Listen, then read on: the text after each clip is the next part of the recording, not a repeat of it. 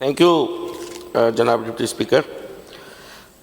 मेरी बहन हीर सोहू और हमारे MQM के दोस्तों जमात इस्लामी PTI सब ने मुतफ़िका तौर पे कश्मीर के हवाले से जो रेजोल्यूशन आज मूव की है, मैं समझता हूँ ये असम्बलीज़ की रिवायत में शामिल है कि 5 फरवरी के दिन पाकिस्तान में जितनी भी प्रोविंशियल और नेशनल असम्बलीज़ हैं वो इस दिन पर रिजॉल्व करती हैं कश्मीर के इशू के हवाले से, उनका अपना कंसर्न जो है वो शो करती हैं। जनाब स्पीकर, ये दिन 5 फरवरी जो स्टार्ट हुआ था, ये इसके रिकॉर्ड में ये है कि वो 1990 में बेनज़ीर साहिबा के दौर में काजी हुसैन अमन साहब ने ये मूव की थी कि 5 फरवरी की ये इनिशिएट लिया था काजी साहब ने कि इसको सॉलिडरिटी डे के तौर पे इसको उस दिन को ये सेलिब्रेट किया जाए कि उनके साथ। अब कश्मीर का इशू जनाब deputy speaker is very complex in a way कि उसको इंडिया ने जो एक्सेशन की 1947 में ये वहां से इसकी कहानी शुरू नहीं होती है। यहां पे किसी मेंबर ने शायद गालिबन बात की कि ये बुनियादी तौर पे 1846 में इसका मामला स्टार्ट होता है कश्मीर का कि कश्मीरियों की मर्जी के बगैर महाराजा गुलाब सिंह ने जम्मू का जो उस वक्त का रूलर था उसने उस वक्त ईस्ट इंडिया कंपनी को 75 लाख नानकशाही रुपीस में खरीदा। Ranjit Singh was the intervener. Ranjit Singh ने इंटरवीन किया और कश्मीर के लोग वहीं से ही वो दिन था मार्च का शायद महीना था 1846 में ये डील हुई और कश्मीर के मर्जी के लोगों की मर्जी के अगेंस्ट ये सौंपा गया महाराजा गुलाब सिंह को। अब ये डोगरा राज की शुरुआत होती है, वहां से कहानी शुरू होती है। इकबाल साहब ने 1930 की दिहाई में कहा था, उस वक्त तो ये पाकिस्तान और इंडिया का तनाज़ा नहीं था, वो किन कश्मीरियों के लिए कहा था, वो किस हवाले से इकबाल साहब ने कहा था कि आज वो कश्मीर है महकूम हो मजबूर हो फकीर, कल जिसे अहले नजर कहते थे ईरान सगीर। ये इकबाल साहब ने उस कॉन्टेक्स्ट में कहा था कि उस वक्त के मोस्ट अनपॉपुलर एक प्रिंस को जो जम्मू का था उसको पूरा का पूरा इलाका सौंप दिया गया, हालांकि वहां की पॉपुलेशन 97% मुस्लिम थी, 97%। तो वहां से ये कहानी शुरू होती है। फिर ये 47 में जब पार्टीशन होती है पाकिस्तान में दो कौमी नजरिए के बुनियाद पे, तो ये जो प्रिंसली स्टेट्स थी उस जमाने में 584 वो स्टेट्स थी जो प्रिंसली स्टेट्स थी, उनको ये ऑप्शन दिया गया कि जो मेजॉरिटी है जहां पे मुस्लिम्स की या हिंदूज की, तो वो उनको इख्तियार दिया गया कि वो इंडिया या पाकिस्तान के साथ वो किसके साथ जाना पसंद करते हैं। हैदराबाद ने ऑप्ट किया कि हम इंडिपेंडेंट रहना चाहते हैं, मगर इंडिया ने एनेक्स किया, उसको एक्सेस किया हैदराबाद रियासत को। जूनागढ़ ने पाकिस्तान को ऑप्ट किया, उसको नहीं दिया गया। कश्मीर जो था उसमें अचानक Indian forces before their plebiscite, the right of their plebiscite, राय शुमारी के हक से पहले इंडियन फोर्सेस घुस गई, जिस पे 48 की वार हुई। कश्मीरी नहीं गए थे जनाब डिप्टी स्पीकर यूनाइटेड नेशंस में, पाकिस्तान भी नहीं गया था यूनाइटेड नेशंस में।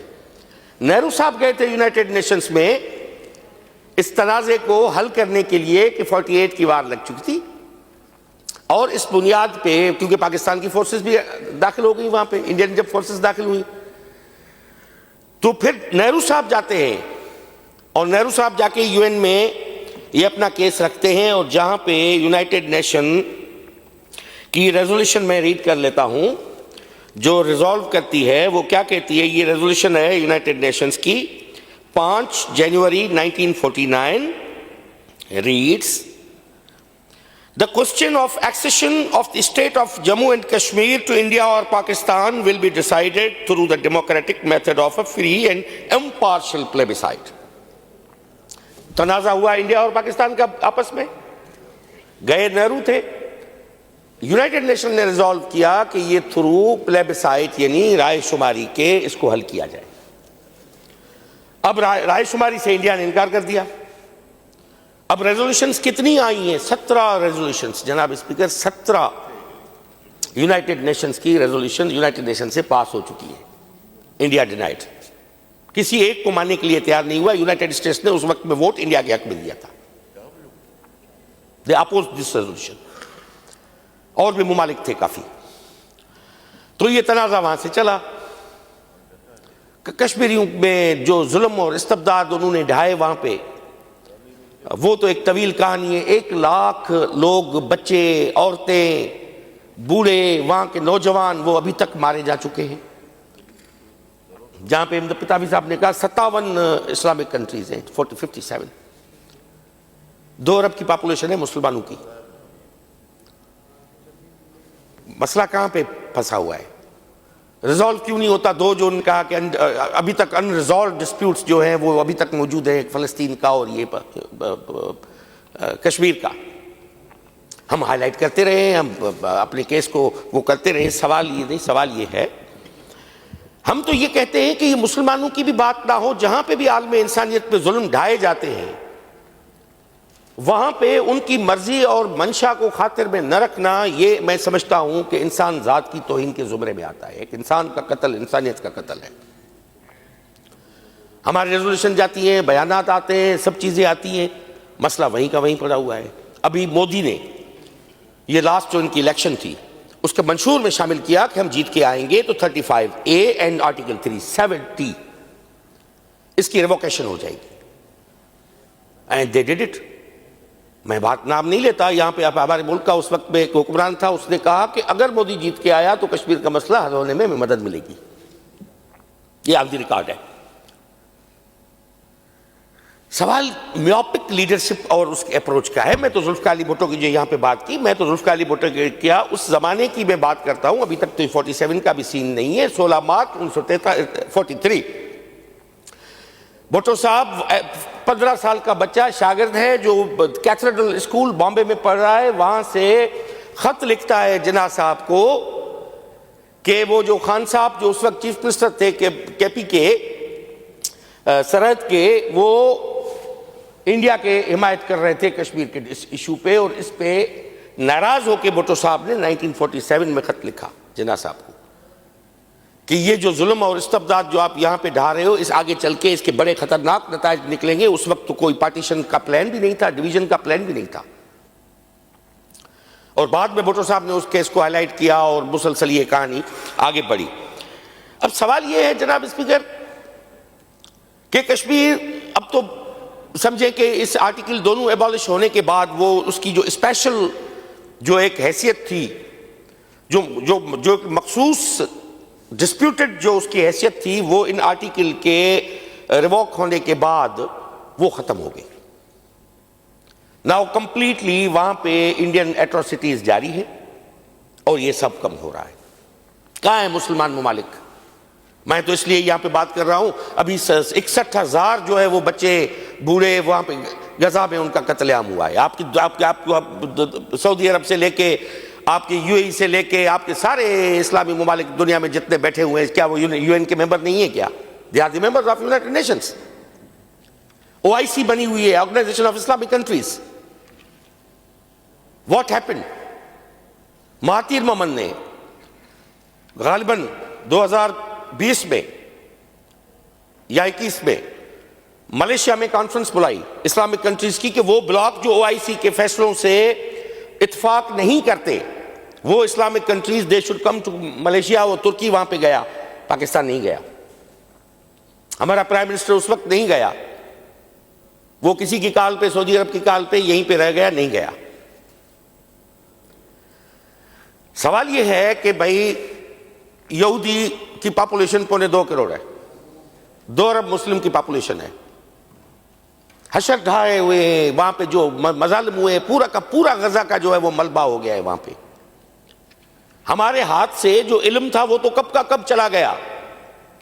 जो साइंस जो थी, जो मुसलमानों की मीरास थी, जो इंडस वैली से निकली, इजिप्शियन सिविलाइजेशन में पहुंची, वहां से वहां तक पुगी, वो साइंस उनके हाथ में थी, सब चीजें मुसलमानों के हाथ में थे। जाबिर बिन हयान, इब्न सीना, आपके अल किंदी, याकूब जकरिया, कितने आपके साइंटिस्ट थे जिनको किताबें मार मार के ये मुल्कियत का जो निजाम था उसमें उन्हीं साइंसदानों को कत्ल किया गया। आपके हाथ से सारी चीजें निकल गई। मैं दुख की इसलिए एक पैन के साथ ये बात कर रहा हूं कि बयानात, रेजोल्यूशन सब ऑल ओके। आपकी इंटरनेशनल लॉबिंग है भाई। आप मुझे बताओ, Saudi Arab is the blue right nowadays, नहीं है सऊदी ब्लू आइट दुनिया का, लेकिन वो हमारे मुसलमान मुल्कों पे इन्फ्लुएंस डाल सकते हैं, मगर ये इन्फ्लुएंस नहीं डाल सकते कि जिनके पार्टनर्स हैं, जिनके ऑयल कंपनीज में शेयर्स हैं, कोई फ्रंट लाइन पे आके मदद करने के लिए तैयार नहीं है। हम चीखते रहते हैं। मैं तो एक बीइंग सिंधी स्पीकिंग सिंधी, इन भाइयों को मैं उर्दू स्पीकिंग सिंधी समझता हूं। They are Urdu speaking Sindhi. We are the proud habitants of this Indus valley civilisation की हमारा Kashmir was the part of Indus valley civilisation. मैं पाकिस्तान के 47 के क्लेम को आप करें या ना करें, उनकी मर्जी है। वो रायशुमारी में कल आज़ाद होना चाहते हैं, पाकिस्तान के साथ आना चाहते हैं, वो उनकी चॉइस है कश्मीरियों की। हम तो उनकी डिमांड ये कर रहे हैं कि उनको अपनी राय का इजहार करने का मौका दिया जाए और उनको प्लेबिसाइड का ऑप्शन मिलना चाहिए। मगर जो हिस्टोरिकली क्लेम अगर इंडस वैली सिविलाइजेशन का बनता है, पाकिस्तान का बनता है, तो हिस्टोरिकल कॉन्टेक्स्ट में बनता है। मैं ये बात अली भाई इसलिए कह रहा हूं यहां पे कि कश्मीर इंडस वैली सिविलाइजेशन का हिस्सा रहा है गुज़श्ता 6000 सालों से लेके। आपकी इंडस वैली की जो आज इस्टेब्लिश्ड जो साइट्स हैं इंडस वैली सिविलाइजेशन की, वो मंदा है। मंदा इज इन जम्मू। ये जब तिब्बत से सिंधु दरिया निकलता है तो वहां से कश्मीर से गुजरता है। आपकी चनाब जो है वो कश्मीर से गुजरती है। ये जितनी भी हिमालयन बेसिन की रिवर्स हैं वो वहां से गुजर के फिर दाखिल होती है। पानी भी हमारा इशू है, पानी का तनाजा भी हमारा कश्मीर के साथ है।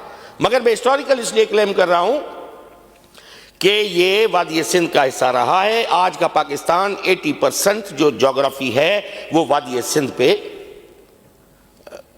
फैली हुई है। वो कदीम वादी सिंध आज का 80% पाकिस्तान। तो ये हमारा हिस्टोरिकल क्लेम है।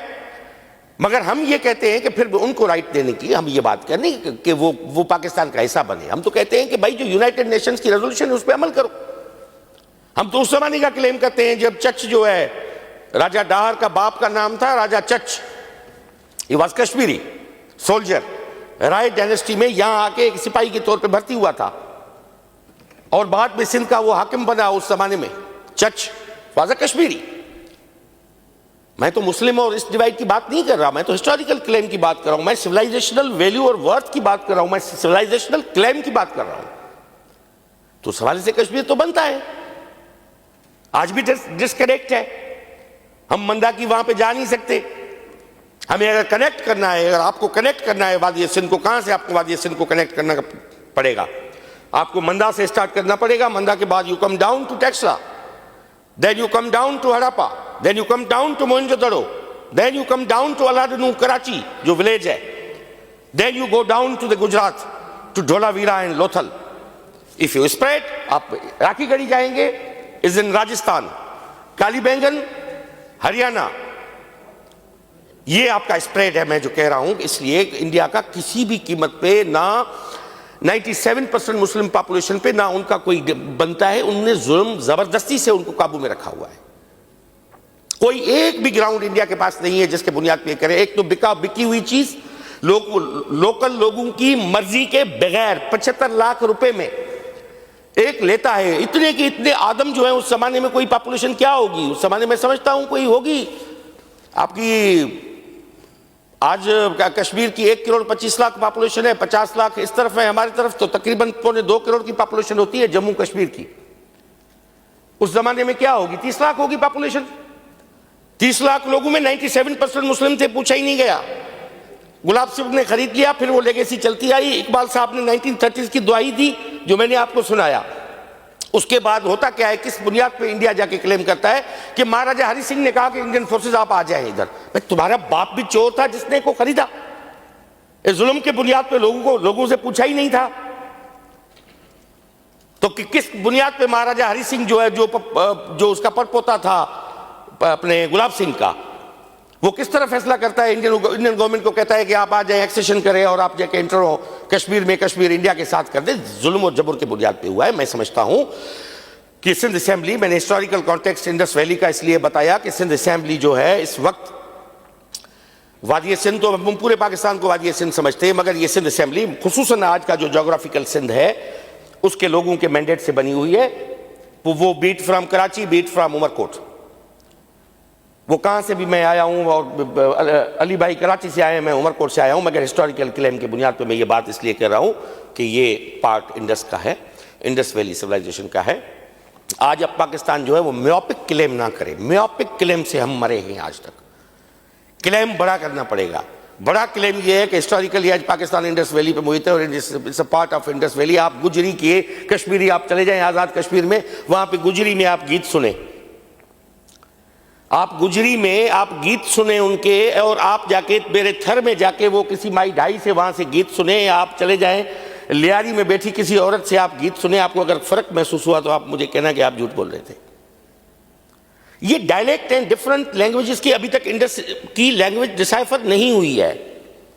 डिसाइफर ना होने की वजह से डिकोड नहीं हुई है, तो ये सारे डायलेक्ट्स हैं उस एक लैंग्वेज के। तो कश्मीर, हम आज भी कहते हैं कि कश्मीर हमारा है इस हिस्टोरिकल क्लेम के बुनियाद पे, और लीगली हमारा है, और अगर उनको रायशुमारी का मौका मिलता है, हम फिर भी कहते हैं कि हम उनकी राय का एहतराम करते हैं, उनको ये मौका दिया जाए। Whether they want to, India के साथ तो नहीं रहना चाहते, दैट्स क्वाइट क्लियर। कि वो तो मैंने आपको बताया कि महाराजा गुलाब सिंह से जो कहानी स्टार्ट हुई वो जबर और इस्तबदाद की, फिर हरि सिंह ने उसको ज़बरदस्ती दिया, उसके बाद इंडिया उसमें घुसा और ये सारा कुछ हुआ।